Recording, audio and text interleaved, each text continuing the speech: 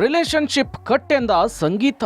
ಕಣ್ಣಿಗೆ ಸೋಪು ನೀರು ತಗಲಿ ಆಸ್ಪತ್ರೆ ಸೇರಿದ ದಿನದಿಂದ ಈವರೆಗೂ ಸಂಗೀತ ಮತ್ತು ಡ್ರೋನ್ ಪ್ರತಾಪ್ ನಡುವಿನ ಸಂಬಂಧ ಅಚ್ಚರಿ ಮೂಡಿಸಿತ್ತು. ಕ್ಷಣ ಹೊತ್ತು ಅಗಲಿ ಇರಲಾರದಷ್ಟು ಇಬ್ಬರು ಒಬ್ಬರನ್ನೊಬ್ಬರು ಅರ್ಥ ಮಾಡಿಕೊಂಡಿದ್ರು. ಡ್ರೋನ್ ಪ್ರತಾಪ್ಗೆ ತುತ್ತು ಮಾಡಿ ಊಟ ಮಾಡಿಸುವಷ್ಟರ ಮಟ್ಟಿಗೆ ಸ್ನೇಹ ಗಟ್ಟಿಯಾಗಿತ್ತು. ಅಂತಹದ್ದೊಂದು ಸ್ನೇಹಕ್ಕೆ ತಿಲಾಂಜಲಿ ಇಡ್ಲಿಕ್ಕೆ ಹೊರಟಿದ್ದಾರೆ ಸಂಗೀತ. ಈ ನಡೆ ಇನ್ನೂ ಅಚ್ಚರಿ ಮೂಡಿಸಿದೆ. ಬಿಗ್ ಬಾಸ್ನ ಆರಂಭದ ದಿನಗಳಲ್ಲಿ ದೀದಿ ಎನ್ನುತ್ತಾ ಸಂಗೀತ ಹಿಂದೆ ಸುತ್ತುತ್ತಾ ಇದ್ರು ಡ್ರೋನ್ ಪ್ರತಾಪ್. ಎಷ್ಟೇ ಹಿಂದೆ ಬಿದ್ರೂ ಸಂಗೀತ ಮಾತ್ರ ಯಾವುದೇ ರೀತಿಯಲ್ಲಿ ರಿಯಾಕ್ಟ್ ಮಾಡ್ತಿರ್ಲಿಲ್ಲ.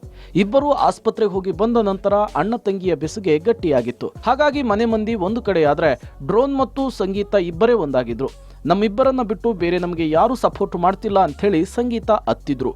ಈಗ ಸಂಗೀತ ಅವರೇ ಡ್ರೋನ್ ನನ್ನ ದೂರ ಮಾಡೋದಾಗಿ ಹೇಳ್ಕೊಂಡಿದ್ದಾರೆ. ಟಾಸ್ಕ್ ವಿಚಾರವಾಗಿ ಡ್ರೋನ್ ಮತ್ತು ಸಂಗೀತ ಮಧ್ಯೆ ಮನಸ್ತಾಪವಾಗಿದೆ. ಡ್ರೋನ್ ಆಡಿರುವ ಮಾತು ಸಂಗೀತಗೆ ನೋವು ತಂದಿದೆ. ಈ ಕಾರಣದಿಂದಾಗಿ ರಿಲೇಶನ್ಶಿಪ್ ಕಡಿದುಕೊಳ್ಳುವ ಕುರಿತು ಸಂಗೀತ ಮಾತನಾಡಿದ್ದಾರೆ.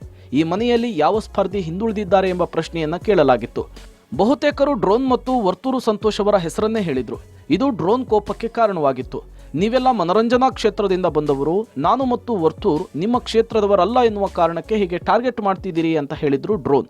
ಈ ಮಾತು ಸಂಗೀತಗೆ ಇಷ್ಟವಾಗಲಿಲ್ಲ. ಡ್ರೋನ್ ಆಡಿದ ಮಾತು ಬಾತ್ರೂಮ್ ಏರಿಯಾದಲ್ಲಿ ಚರ್ಚೆಗೆ ಕಾರಣವಾಯಿತು. ನೀವೆಲ್ಲರೂ ಕೂಡ ಮನರಂಜನಾ ಕ್ಷೇತ್ರದಿಂದ ಬಂದವರು, ನಾವು ಬೇರೆ ಕ್ಷೇತ್ರದಿಂದ ಬಂದಿದ್ದೇವೆ ಅಂತ ಹೇಳಿದ್ದು ಜನರಿಗೆ ಏನ್ ಮೆಸೇಜ್ ಕೊಡುತ್ತೆ ಅಂತ ನಿನಗೆ ಗೊತ್ತಾ ಅಂಥೇಳಿ ಮಾತನ್ನು ಶುರು ಮಾಡಿದ್ರು ಸಂಗೀತ.